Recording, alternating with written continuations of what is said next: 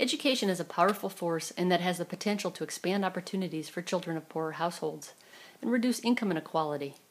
Unfortunately, in Mexico, it doesn't seem to have lived up to this potential. The children of rich parents attend much better schools, they score better on exams, they stay in school longer, and they attend university at a much higher rate than children of poor parents.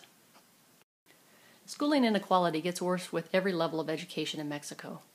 This figure is the percentage of the school-age population enrolled in school in 2006 by the poorest and richest quintiles. It shows that the poorest 20% of children are almost as likely as the richest 20% to attend primary school.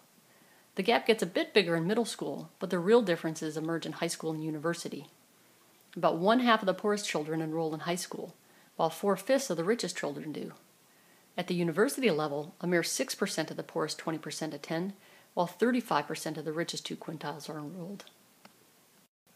This figure graphs the population aged 20 to 24 that has completed high school in 2005 by quintiles for a number of Latin American countries. And even in comparison to the region, Mexico has a high amount of educational inequality between the richest and poorest 20% of the population. For instance, in Mexico, the richest 20% are 6 times more likely to finish high school than a student from the poorest 20%.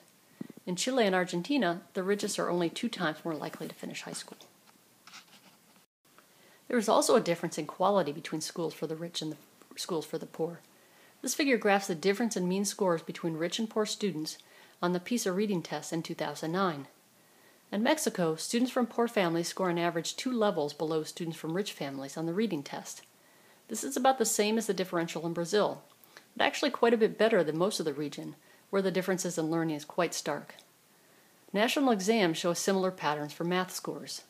Recent analysis notes that, quote, nearly 45% of 6th grade students in indigenous schools and 24% of students in rural schools scored at the lowest level in math, compared to just 2.7% for students in private schools. Perhaps not surprisingly, because indigenous populations have tended to be poorer and quite marginalized historically, education levels are much lower for these groups. 55% of indigenous adults either did not go to school or did not complete elementary school, compared to 29% of the country's total population, and fewer than 3% have attended university, compared to 15% of non-indigenous who have. Mexico has spent an increasing amount of its budget on education in the last couple of decades. As a percentage of GDP, educational expenditures have increased from 3.7% to 4.8%. This is very close to the OECD average of 5.2%. When we look at expenditures per student, though, the numbers look less rosy. In 2007, Mexico spent a little over $2,000 per primary school student, compared to $6,700 on average in the OECD. Spending money on primary and lower secondary education is beneficial to the poor because rich parents typically put their children in private schools at these levels. On the other hand, spending on public universities works out to be a large subsidy to rich households because most children of the rich attend them, while poorer classes typically do not graduate from high school. Public universities in Mexico don't charge tuition, which means that the state spends 4.5 times more on university students than it does on primary school students.